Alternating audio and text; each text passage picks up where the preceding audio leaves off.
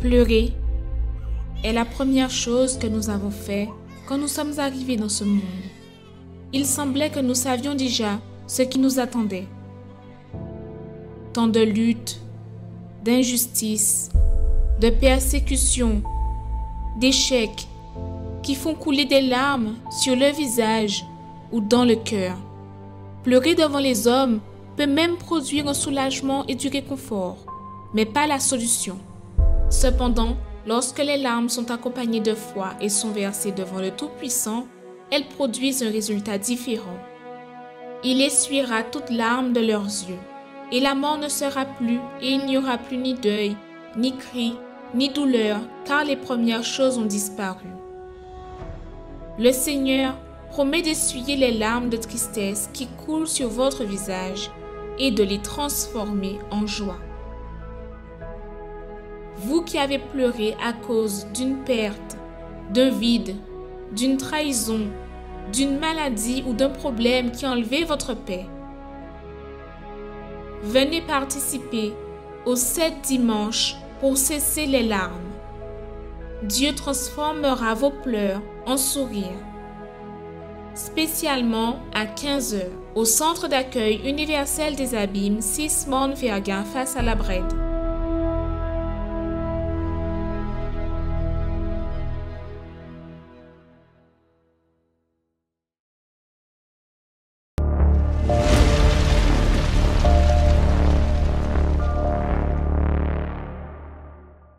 Bonjour à tous, soyez les bienvenus à notre émission Arrêtez de souffrir, une émission qui est faite afin de vous dire à vous cela, arrêtez de souffrir.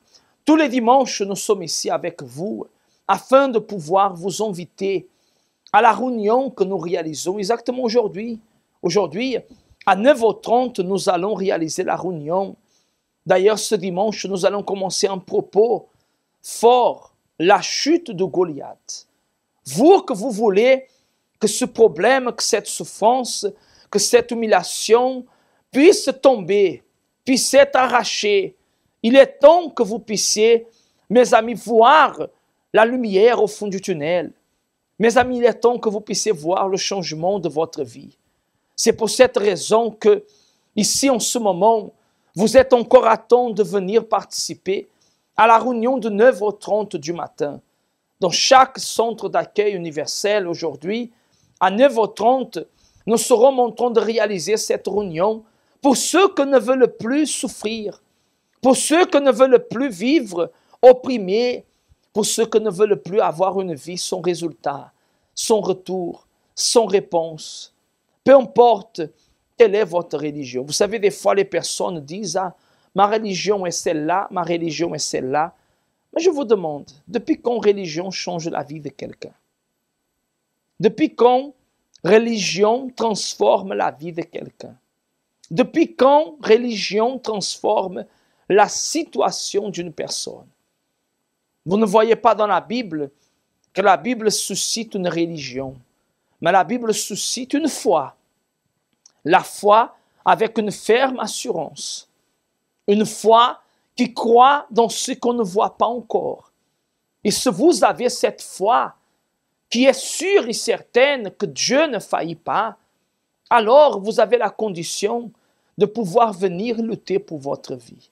Peut-être vous avez la foi, mais vous êtes sans agir cette fois.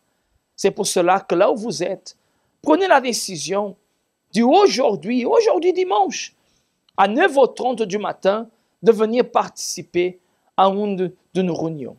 Nous aurons cette réunion à 9h30. Dans notre siège, nous aurons aussi la réunion à 15 h que je vous parlerai plus à ce sujet. Mais accompagnez déjà un fait réel, un témoignage d'une personne qui a pu surmonter, vaincre la dépression, qui a pu surmonter, vaincre beaucoup de problèmes et qui aujourd'hui est un témoignage de ce que Dieu il veut faire dans votre vie. Accompagnez attentivement ce témoignage, le spot que parle d'aujourd'hui, du dimanche, et nous revenons avec vous tous d'ici à quelques instants. Bonjour, je m'appelle Madame Franciane. Donc, en fait, auparavant, dans le passé, j'étais quelqu'un en fait qui portait en elle une grande souffrance. Alors, je vivais d'apparence, C'est vrai que les problèmes ont commencé en fait dans ma vie depuis très jeune.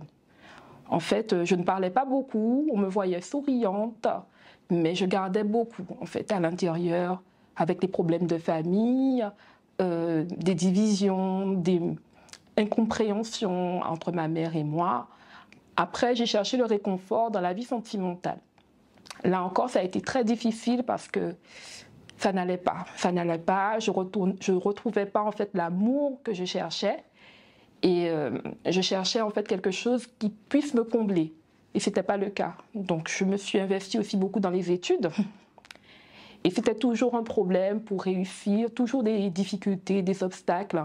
J'avais peut-être toutes les conditions, mais pour quelqu'un d'autre, ça allait facilement. Mais pour moi, il y avait toujours un problème. Et surtout, je n'arrivais pas en fait, dans ma vie spirituelle, je n'étais pas bien. J'avais un mal-être à l'intérieur, des pensées suicidaires. Je n'étais pas bien, j'étais triste. Je dépendais en fait de l'extérieur pour être heureuse, du regard des autres. Et en fait, avec l'accumulation au fil du temps, tous ces problèmes ont engendré chez moi vraiment une grande souffrance. Et je ne pouvais pas parler à qui que ce soit. Donc je cherchais des solutions à gauche et à droite pour résoudre les problèmes. C'est-à-dire, j'allais chez le gars des affaires, je faisais des pèlerinages, je faisais des messes.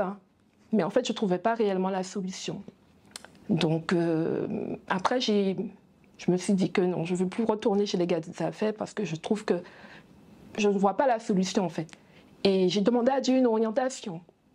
Chez moi, je me suis dit non, il faut que je trouve un endroit où aller. Parce que le jour où j'ai eu cette révolte, c'est quand j'ai été dans une église et que j'ai vu que les portes étaient fermées. Alors, je me suis dit que c'était le seul lieu de réconfort et je n'ai pas trouvé cette porte ouverte. Donc j'en ai parlé en fait un de mes problèmes à une amie. Elle m'a orientée vers le centre d'accueil universel. Alors pour moi, c'était rien à perdre. C'était la solution qui m'était proposée et pour moi je trouve que c'était la solution parce que j'avais demandé à Dieu et j'ai été. J'ai été sans réticence. J'ai ouvert mon cœur en arrivant et tout ce qui était prêché en fait, tout ce qui venait en fait de l'autel, de l'homme de Dieu, ce qu'il disait, je me suis représentée, j'ai su que c'était pour moi. Après, je me suis rendu compte, parce que c'était un vendredi, c'était pour la délivrance, que j'avais beaucoup de problèmes spirituels. Derrière tous ces problèmes que je vivais au quotidien, en fait, il y avait un gros problème spirituel. Et c'est vrai que je suis sortie de cette réunion, j'étais bien, franchement. Alors je me suis dit, je vais revenir. Et de fil en aiguille, comme ça, j'ai persévéré. J'allais tous les jours parce que j'avais besoin de cette force, de cette joie, de cette paix que j'entendais, que je voyais à travers les témoignages. Donc c'est vrai qu'au fil des années, en fait, j'ai cherché en fait à résoudre les différents problèmes. C'est vrai que j'ai vu beaucoup de changements, que ce soit dans ma famille, les relations ont changé. Ma mère, je pouvais communiquer avec elle. On a une relation vraiment qui n'a rien à voir avec le passé. Et dans ma vie sentimentale aussi, il y a beaucoup de choses qui ont évolué. Mais malgré tout cela, il y avait toujours un manque. C'est-à-dire qu'on résout des problèmes, un autre problème arrive, on essaie de résoudre, mais il manque toujours quelque chose. Et j'entendais parler du Saint-Esprit, j'entendais parler de la joie, la paix, le bonheur, en fait une source vraiment à l'intérieur de soi. Et je ne voulais plus de cette source extérieure, mais je voulais cette source à l'intérieur de moi. Et c'est pour ça que je me suis dit non, il faut que je sois en fait remplie, parce que c'est pas seulement être délivré, il faut aussi avoir le Saint-Esprit pour être scellé complètement et ne plus retourner dans le passé. Et donc j'ai vraiment focalisé là-dessus, donc je me suis donnée. Je me renonçais à moi-même. C'était vraiment difficile parce que j'avais un caractère très dur. J'étais vraiment anxieuse de nature, colérique. Je gardais beaucoup de choses à l'intérieur, comme une éponge, en fait. Et j'avais beaucoup de rancœur. Je parlais pas beaucoup, mais je gardais beaucoup à l'intérieur de ressentiments. Et j'ai dû me défaire de tout cela. Et après, j'ai persévéré, mais ce n'était pas tout. Parce que à chaque fois qu'il y avait un jeûne de Daniel, à chaque fois qu'il fallait chercher le Saint-Esprit, parce que c'était vraiment quotidien. Mais je voulais plus parce que je me sentais que je n'étais pas encore baptisée. Il manquait quelque chose. Et en fait, j'ai compris que c'était moi mon problème en fait. C'était pas les autres, c'était pas peut-être le pardon des autres, mais c'était me pardonner à moi-même, pardonner à qui j'ai été par le passé Et comprendre aussi que je ne peux pas vouloir être perfectionniste. Dieu ne cherche pas quelqu'un de parfait. S'il m'a choisi, c'est ça que je n'avais pas compris par le passé, s'il m'a choisi malgré tous mes failles, tous mes défauts, la vieille vie que j'avais par le passé, c'est qu'il a un plan pour ma vie. Il veut me donner en fait cette joie, cette paix, il veut me modeler. Moi, je dois faire ma part et je dois le laisser faire ce que moi, je ne peux pas faire. Et c'est là où je faisais beaucoup de résistance dans cela. Je voulais toujours contrôler et je pensais que je ne méritais pas. Même si je voulais chercher le Saint-Esprit, mais j'avais l'impression qu'il y avait toujours quelque chose qu'il fallait changer en moi et peut-être les paroles aussi que j'entendais peut-être me refaisaient aller vers le passé. Et c'est pas ce que Dieu voulait. Parce qu'il me disait, je suis avec toi. Et après, une fois que j'ai compris qu'il fallait que je me pardonne à moi-même, que je lâche prise du passé et que je me valorise, que j'ai de la valeur pour lui, peu importe toutes les souffrances du passé, lui, il peut me donner cette paix. Et j'ai eu cette paix. En fait, j'ai eu la confirmation en fait, que Dieu était avec moi. C'était une période en fait, du jeûne de Daniel où là, j'ai eu la confirmation que rien ne peut ôter cette certitude à l'intérieur de moi. C'est-à-dire que problème peut venir, problème peut partir, indépendamment de si j'ai une bonne ou une mauvaise journée. Pour moi, toutes les journées sont bonnes parce que j'ai cette source à l'intérieur de moi qui jaillit jour après jour. Je peux recevoir une mauvaise nouvelle, mais cette nouvelle ne va pas m'atteindre au point de me mettre par terre, ce qui n'était pas le cas par le passé. Et aujourd'hui, je peux dire que j'ai la joie. J'ai la joie à l'intérieur de moi, c'est ça. Et pour cette personne qui m'écoute en ce moment, qui se sent mal, qui a peut-être l'impression qu'elle est toute seule. Face au problème, elle est toute seule. Elle a l'impression. Mais en réalité, Dieu est là. Dieu est tout proche. Mais il attend une chose, c'est qu'on se tourne vers lui, qu'on le voit comme l'unique option. Il est là. Il est proche. Peut-être on a plus la famille, on n'a plus les amis, on n'a plus personne à côté de soi, mais il peut nous donner cette force, il peut nous donner cette transformation, il peut nous donner cette joie de vivre que personne ne peut nous donner. On peut trouver beaucoup de choses pour pouvoir combler ce manque qu'on a, mais seulement le Saint-Esprit peut nous donner cette source de vie, voilà, cette source de vie, cette joie, cette plénitude, voilà, c'est ce que je peux dire. Donc, chercher le Saint-Esprit, être baptisé du Saint-Esprit, c'est la meilleure chose qui me soit arrivée. Parce que je sais que peu importe ce qui va arriver dans le futur, ben je suis remplie de cette source de vie, de joie. Voilà. Qu'est-ce que le bonheur pour vous? Le bonheur est un état d'esprit qui demeure en nous à tout moment. Nous ressentons cette joie lorsque nous réussissons quelque chose, lorsque nous avons une bonne nouvelle, et même pendant les moments difficiles, ce bonheur est toujours présent. Mais ce qui se passe dans les jours actuels avec les nouvelles technologies est la recherche de ce qu'on appelle le bonheur artificiel. La vie, de manière générale, est devenue au fil du temps plus digitale, plus virtuelle, de même que les relations. Les personnes sont de plus en plus distantes l'une de l'autre. Pourtant, Dieu a créé l'être humain, a uni les personnes, mais elles s'éloignent entre elles et ignorent même l'existence de leur Créateur. Ainsi, elles ne peuvent profiter du bonheur que lui seul peut donner. Tu me fais connaître le sentier de la vie. Il y a d'abondantes joies dans ta présence, un bonheur éternel à ta droite. Venez chercher ce bonheur véritable pour vous et votre famille tous les dimanches à 7h ou 9h30 dans notre siège au Centre d'accueil universel des Abîmes, 6 Morne-Verguin face à la Brède, ou dans le Centre d'accueil universel d'hommes le plus proche de chez vous. Quando Dieu a choisi David, David était quelqu'un de rejeté, d'humilié. David était quelqu'un que la famille ne croyait pas en lui, son père ne le considérait même pas. David était peut-être comme vous, téléspectateurs. Vous, que vous êtes une personne que vous vous sentez humilié, rejeté, abandonné, délaissé. Peut-être vous êtes cette personne que vous savez, on vous a laissé tomber. On a désisté de vous. Peut-être vous êtes une personne que tout le monde aujourd'hui, personne ne vous appelle. Beaucoup ont votre numéro, mais personne ne vous appelle pour vous demander comment ça va, comment ça ne va pas. Vous vous sentez isolé de tout le monde. Beaucoup de fois viennent des pensées de finir avec votre vie.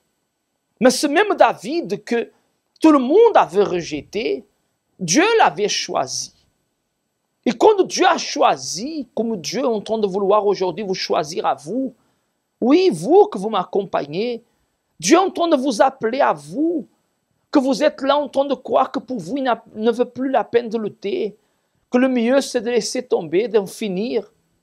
Pourquoi vous ne prenez pas une attitude de sortir de votre maison maintenant et de venir au centre d'accueil le plus proche de chez vous?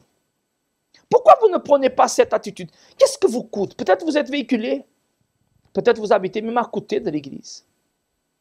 Vous n'avez pas les adresses, nous allons vous donner les adresses. Vous n'avez pas les horaires, 9h30 aujourd'hui du matin, vous avez les réunions aujourd'hui à 9h30 dans chaque centre d'accueil. Il y a 15h ici dans notre siège aux Abîmes. Qu'est-ce que vous empêche? La question que je vous pose, c'est qu'est-ce que vous empêche que vous preniez une décision? Il y avait toute une armée du peuple d'Israël, toute une armée plus le roi Saül qui était là devant le Goliath, mais personne ne bougeait. Mais David a bougé. Soyez ce David de votre vie.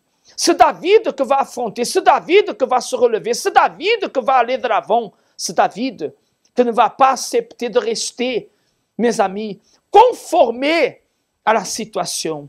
Mais ce David que veut voir la gloire de Dieu dans sa vie. Ce David que c'est vous, madame, vous, monsieur.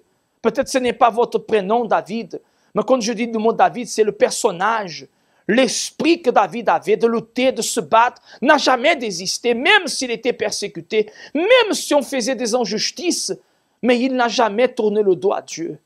Ne faites pas cela, ne tournez pas le dos à Dieu, ne désistez pas. Il est temps de venir lutter.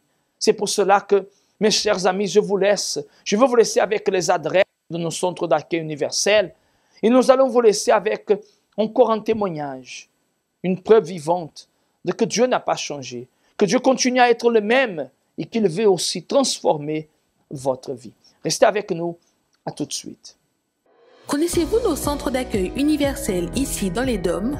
Notre siège est situé en Guadeloupe, aux Abîmes, au 6 Morne-Verguin, en face de la Brède, entre le KFC et le McDonald's. Nous avons aussi nos centres d'accueil à Pointe-à-Pitre, au 29 quai Lefebvre, en face du parking du port. À Baïf, au 51 impasse Louis Blériot, Zac des Pères Blancs, derrière le Super U. À Saint-François, à la rue Charles Junon, à 100 mètres du marché de la Rotonde. Nous sommes aussi en Martinique, au 42 rue Garnier-Pagès, proche du Leader Price à Fort-de-France. Mais aussi en Guyane française, à Cayenne, au 19 zone artisanale Galmo, proche de l'entrée du CFA. Ainsi qu'à Kourou, au 1 rue du Levant, proche du Lip Service Ting. Si vous désirez plus d'informations, vous pouvez nous contacter sur notre ligne AMI au 05 90 28 33 83 ou sur notre WhatsApp au 06 90 55 16 70.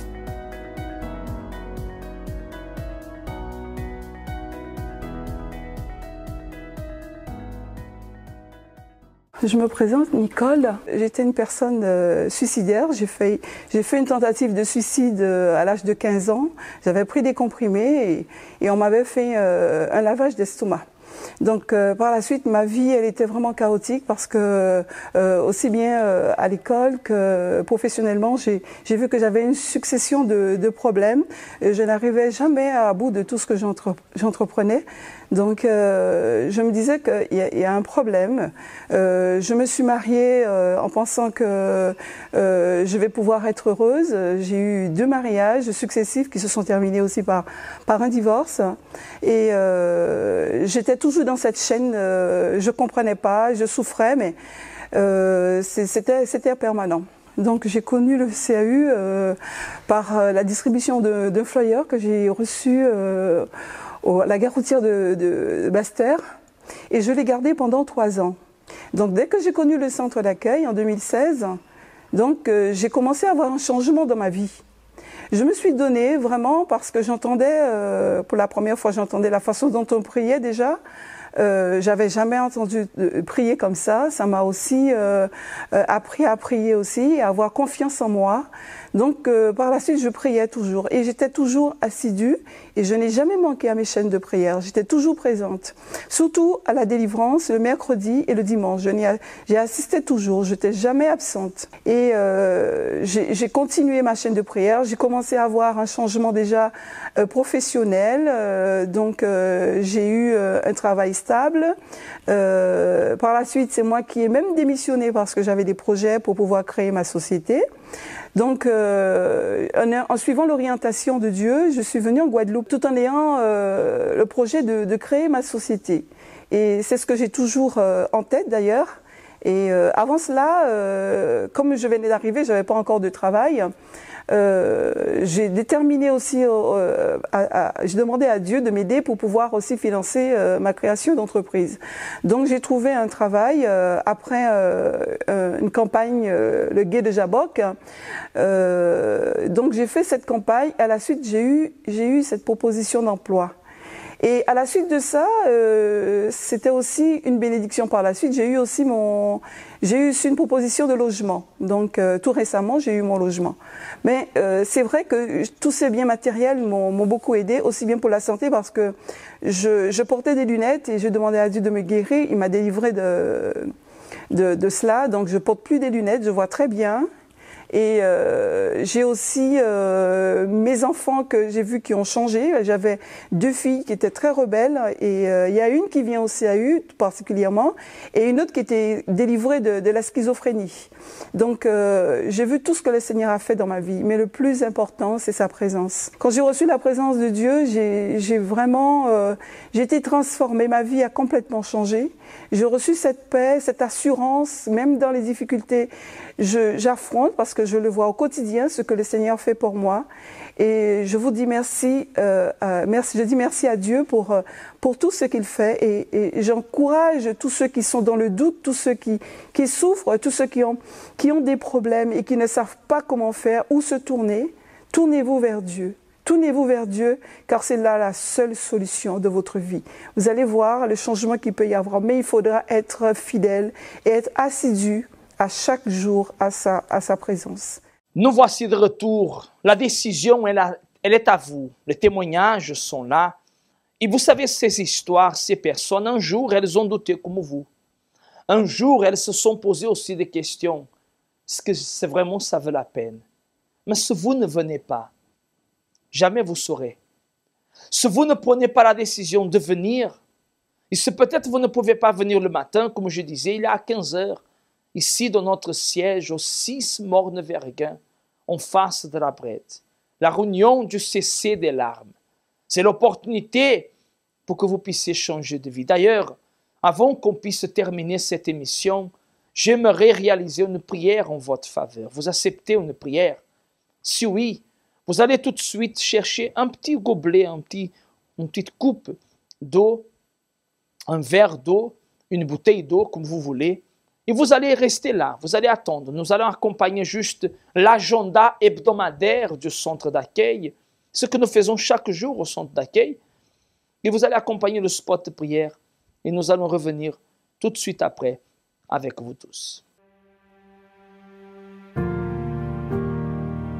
Quand vous regardez autour de vous, vous voyez que tout le monde semble être heureux. Vous aussi, vous aimeriez avoir ce bonheur, mais vous ne l'avez pas à cause d'un problème que vous ne pouvez pas résoudre. Chaque humain affronte des situations qui sont difficiles, mais dans de nombreux cas, peu importe à quel point vous essayez, vous voyez que seul, vous ne pourrez jamais les surmonter. Quelle est la situation qui enlève votre paix? Votre santé fragile ou celle des membres de votre famille?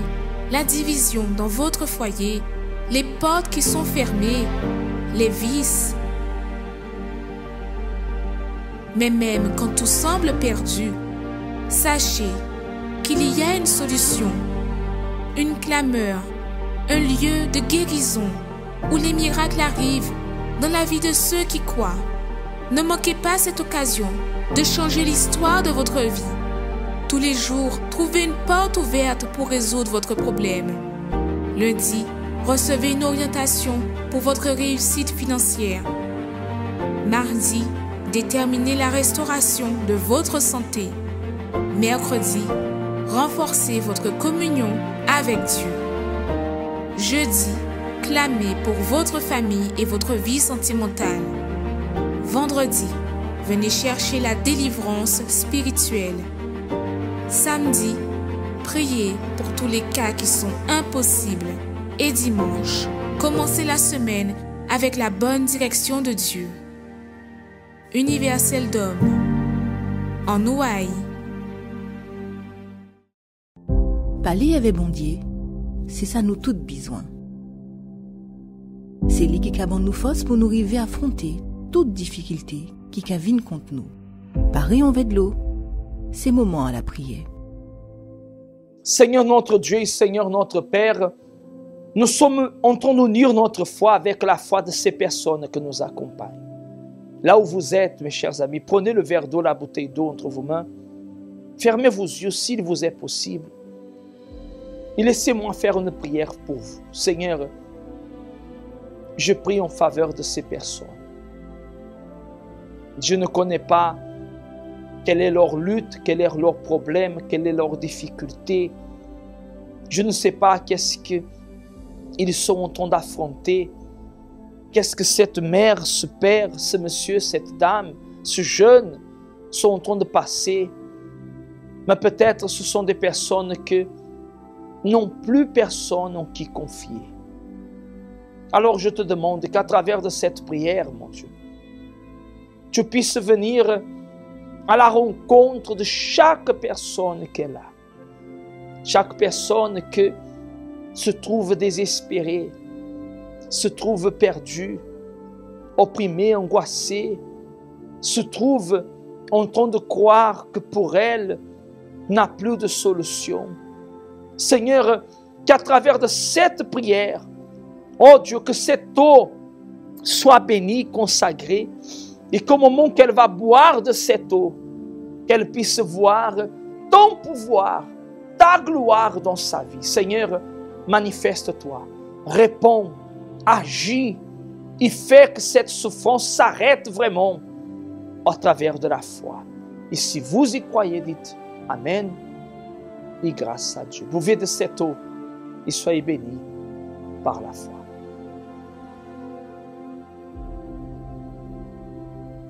Amen et grâce à Dieu. Mes chers amis, Dieu, il est là, il vous donne la force, le courage. Saisissez cette opportunité. Venez mettre un terme à cette souffrance. C'est pour cela que cette émission s'appelle « Arrêtez de souffrir ». Parce que nous croyons et nous savons que votre problème, votre souffrance peut avoir une fin.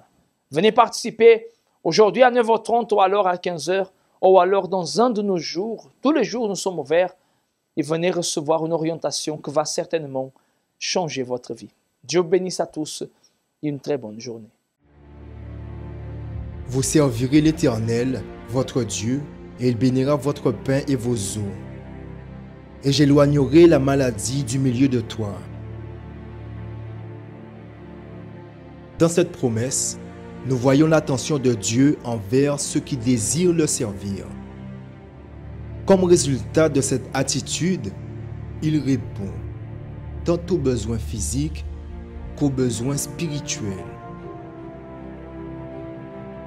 Ce dimanche, préparez du pain et une bouteille d'eau afin de les consacrer.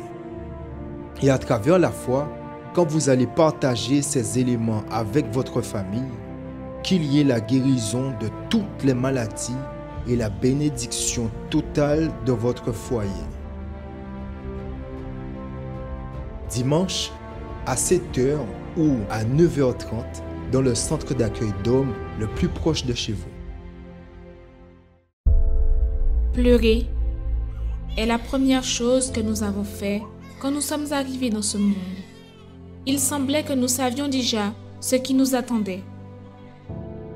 Tant de luttes, d'injustices, de persécutions, d'échecs qui font couler des larmes sur le visage ou dans le cœur.